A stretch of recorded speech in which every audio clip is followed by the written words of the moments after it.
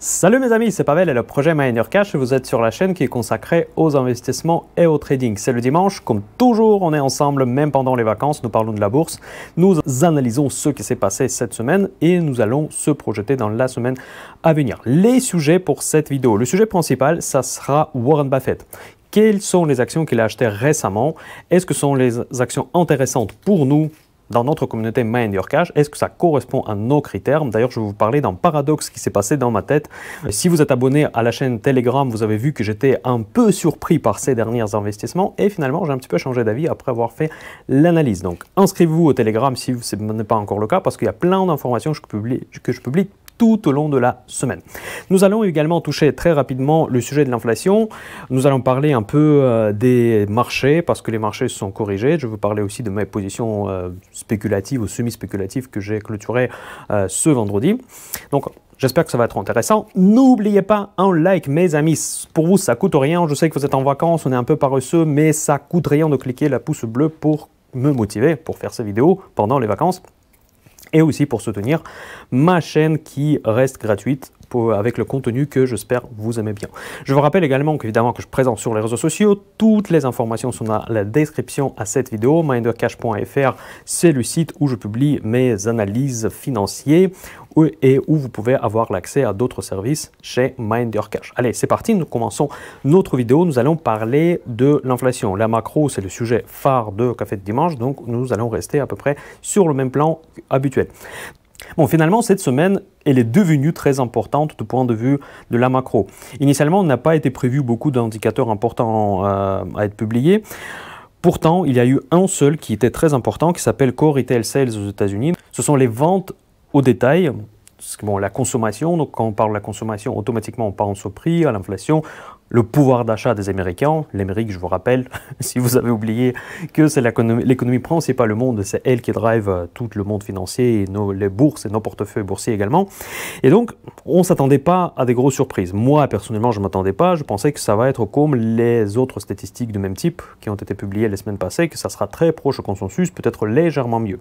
Finalement, ça ressorti beaucoup pire que prévu. Si vous allez regarder sur les sites financiers, vous allez voir vert, comme si c'était mieux que prévu, mais nous sommes dans le monde inversé, c'est que les bonnes publications sont mauvaises pour les bourses. Et donc, ce qui s'est passé cette semaine, comme ça arrive presque toujours, donc vu que les ventes au détail sont ressorties beaucoup plus importantes que prévu, ça prouve que l'économie américaine est toujours aussi résiliente malgré les hausses des taux. Quelle conclusion peut-on faire? Que la Fed peut aller plus loin dans les hausses de taux.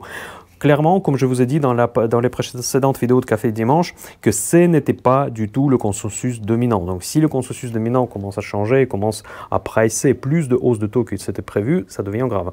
Je vous disais dans la précédente vidéo également que moi aussi, pour une fois, j'étais d'accord avec le consensus dominant cette fois-là, parce que depuis le début de cette année, je n'étais pas d'accord. Et là, en fait, les faits m'ont donné raison finalement, qu'il n'y a pas eu de pivot, que l'inflation est toujours relevée, donc il continue à monter les taux. Mais cette fois-là, j'étais plutôt d'accord parce que je pense qu'on est arrivé à un seuil où plus de hausse de taux signifie plus de risques macroéconomiques et je pense pas que la Fed, je pense toujours pas que la Fed ne va pas aller au-delà d'une encore hausse en 2023. Mais par contre, c'est vrai que ces statistiques m'ont surpris parce que c'est vraiment, on est dans le cœur de l'inflation, dans le cœur de la consommation. Donc les ventes au détail, c'est vraiment quelque chose de très important à suivre. Là, on s'attendait au ralentissement de 0,3%. On a eu une hausse de 1%. C'est vraiment un très grand décalage par rapport au consensus.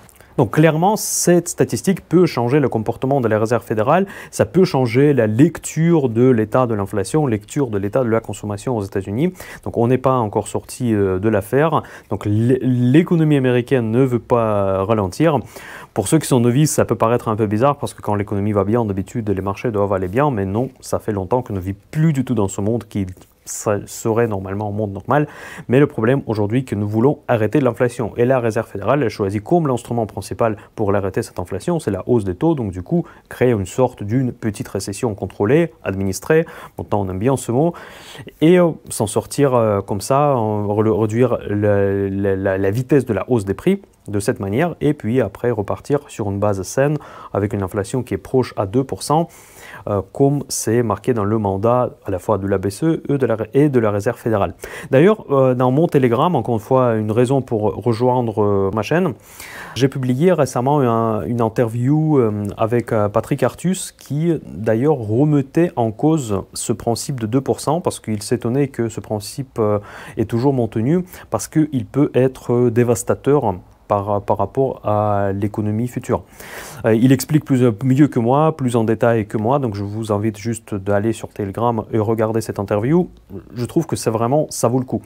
Parfois, Patrick Artus, c'est un peu difficile d'écouter, je m'endors moi personnellement, je sais pas comment vous, j'aime bien Patrick Artus, mais quand il parle, ça fait un peu, voilà.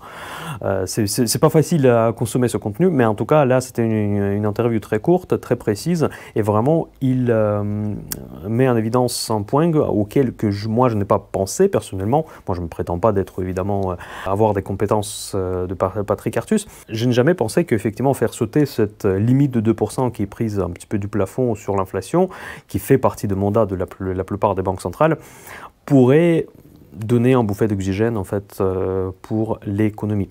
Voilà. Donc le monde est en train de changer. Après cette statistique, on a vu déjà le 10 ans américain, les 30 ans américains ont monté très fortement. Donc il y a eu des mouvements sur la courbe de taux aux États-Unis.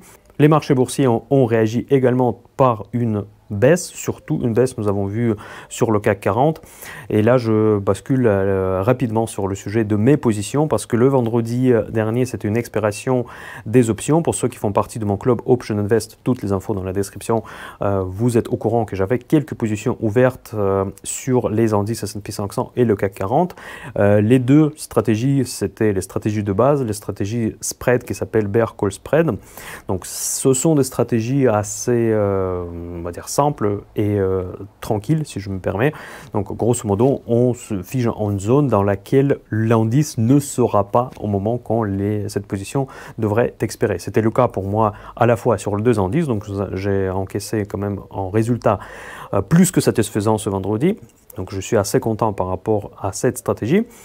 Et pour l'instant, je suis plus en attente. Je regarde comment ça va se passer, comment les marchés vont digérer les nouvelles de cette consommation plus forte que prévu, mais aussi les nouvelles qui viennent progressivement de la Chine.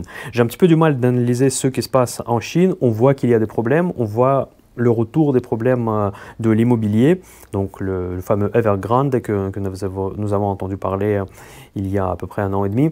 Il y a eu des vidéos sur ma chaîne par rapport à ce sujet, mais globalement, l'économie chinoise, elle est en difficulté.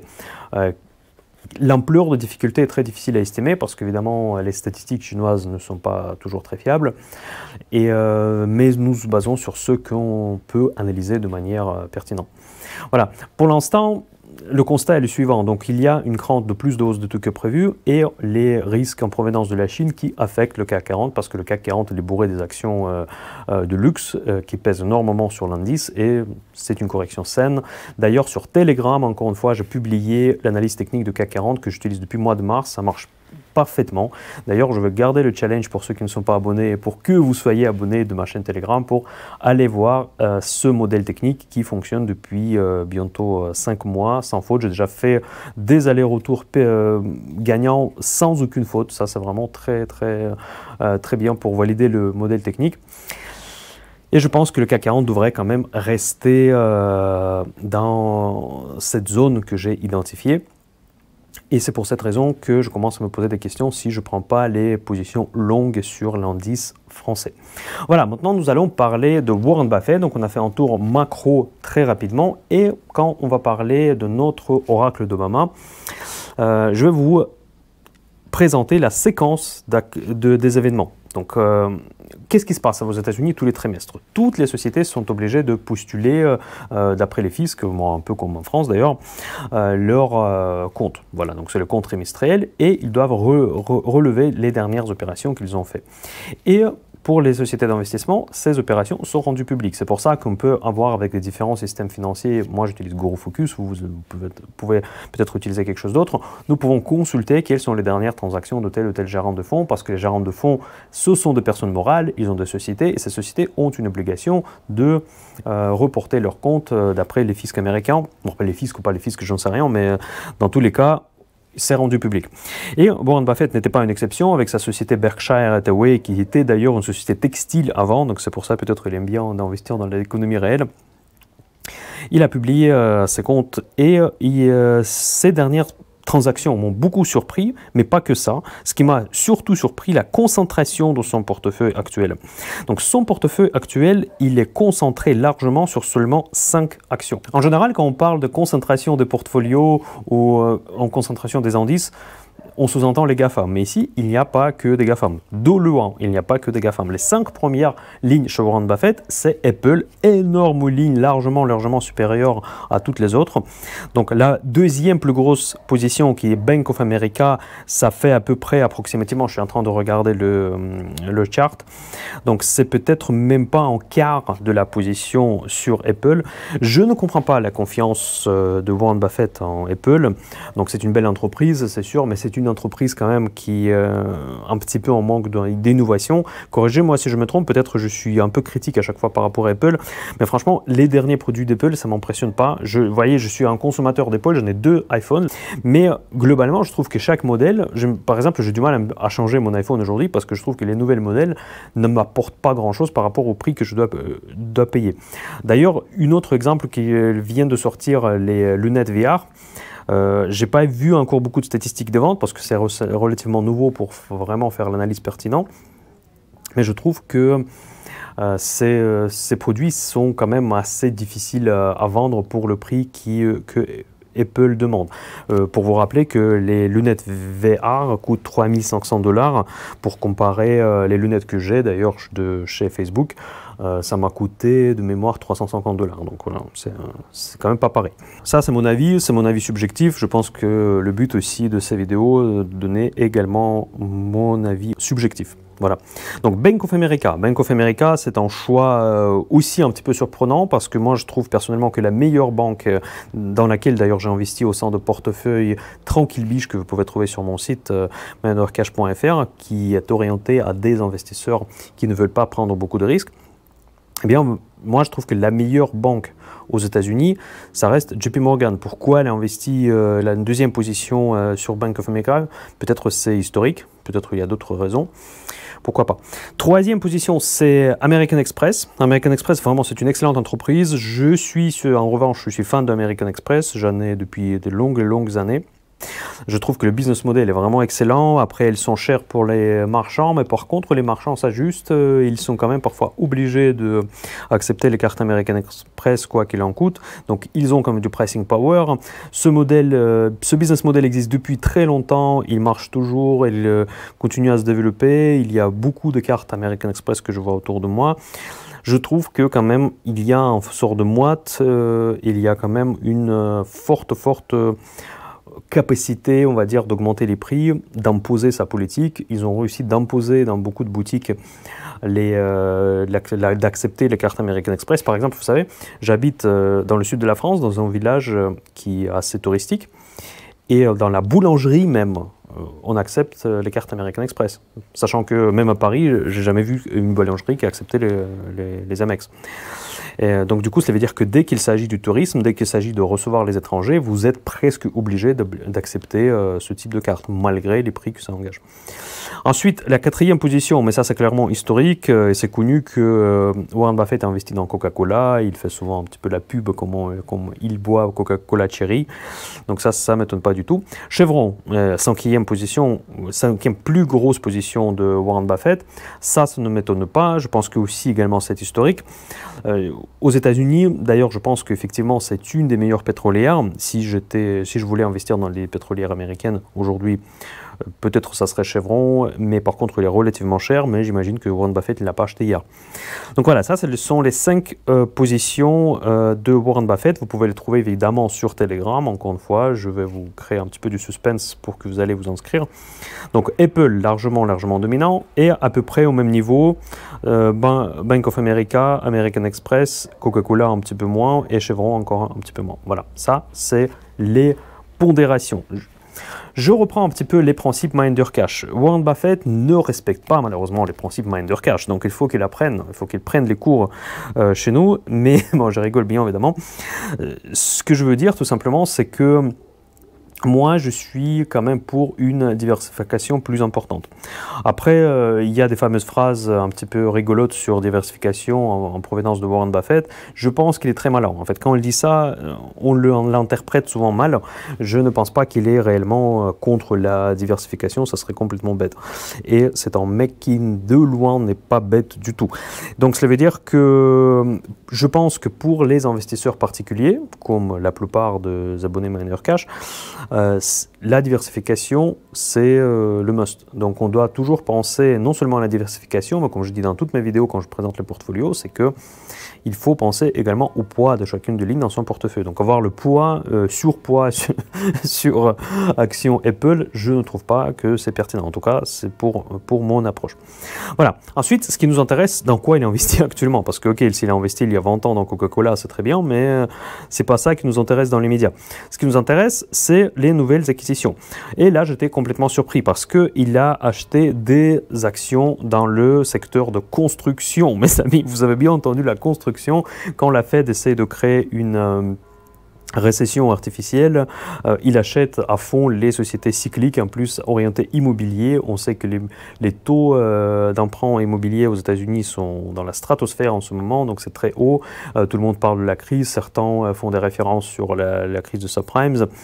Je ne sais pas quoi dire parce que le marché américain c'est très différent. La semaine dernière, je vous ai fait une vidéo sur l'immobilier, ça s'est bien passé, donc on a eu 3000 vues. Le temps que je suis un petit peu comme ça dans le mode camping, j'ai pas mon bureau, j'essaie de maintenir quand même la présence sur internet, mais je peux pas faire des vidéos de ouf. C'était pas trop mal, donc cela veut dire que l'immobilier vous intéresse. Si c'est le cas, encore une fois, dites-moi dans les commentaires pour le confirmer.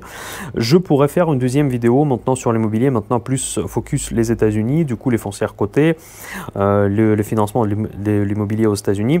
Donc c'est très particulier. Je vous ai présenté mon avis par rapport à la France dans la vidéo de la semaine dernière, et si vous voulez, je peux faire une deuxième vidéo sur les États-Unis. Je pense qu'il y a des nuances qu'on devrait tenir compte, et peut-être Warren Buffett n'a pas tort forcément sur ses investissements. Pourquoi la construction peut quand même toujours marcher. Donc, les 3 entreprises dans lesquelles il a pris des grosses positions, c'est D.R. Horton. Je ne sais pas pourquoi j'ai envie de toujours dire Dr. Horton. Non. Ticker, c'est DHI. C'est une société très connue. Moi, je le connaissais très bien. Et si vous ne connaissez pas, vous pouvez aller le voir. Donc, c'est tous les promoteurs immobiliers, grosso modo, la construction. Après, NVR, c'est une deuxième société que je connais un peu moins bien. Et la troisième que je connais super bien, c'est Lennar Corporation. Après avoir vu cette liste, j'étais tellement surpris que je suis allé tout de suite vérifier pourquoi Warren Buffett s'intéresse à ce type de valeur sur ce cycle économique. Bon bref, j'ai l'impression qu'il n'a pas du tout la même lecture de la macro que moi.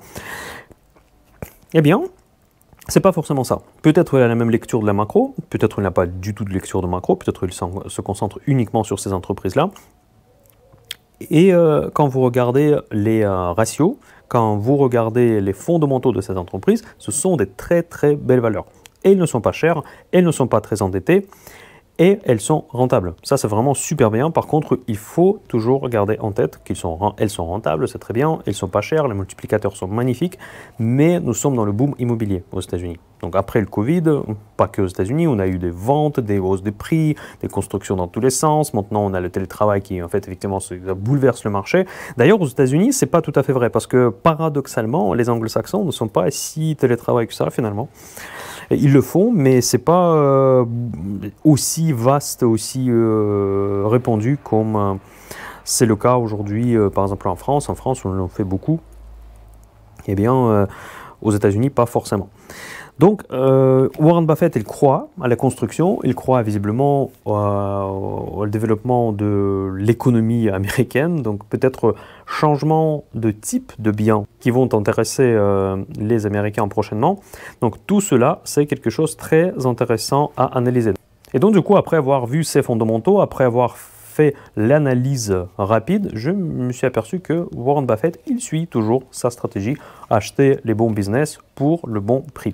Ce que j'ai décidé de faire, c'est pour les abonnés Minder Cash Premium qui participent dans le projet patrimoine que j'ai lancé il y a 2 mois, je vais faire un article où je vais faire l'analyse détaillée des actions qui ont été achetées par Warren Buffett. Et parmi ces actions, je vais faire du stock picking, je vais choisir quelle action moi j'achèterai moi.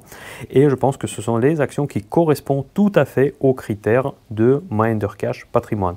On va sous-traiter la compétence de stock picking chez Warren Buffett, je pense que ce n'est pas le pire, de loin, et on va profiter pour faire rajouter notre analyse par-dessus et faire du stock picking pour notre portefeuille Minder Cash Patrimoine. Donc ceux qui sont abonnés, vous le connaissez, je vais faire une mise à jour tout à l'heure. Et sur ça, mes amis, je vous dis à très bientôt. Passez des très bonnes vacances et très bon dimanche. Minder Cash, bye bye.